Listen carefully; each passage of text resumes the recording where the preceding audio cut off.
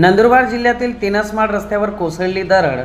पहाटेपासून सुरू असलेल्या पावसामुळे घाट रस्ता झाला बंद। जेसीबीच्या सहाय्याने रस्ता केला पूर्ववत।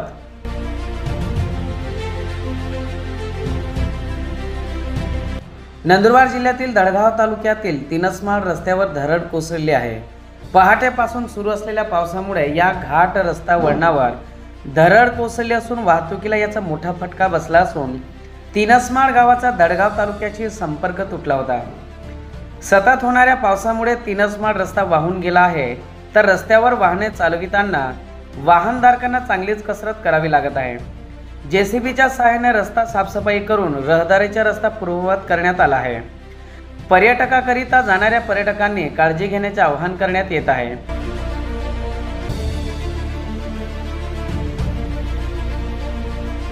दडगाव तालुक्यात होणाऱ्या सतत पावसामुळे अनेक ठिकाणी दरडे कोसळत असल्याचे चित्र आहे।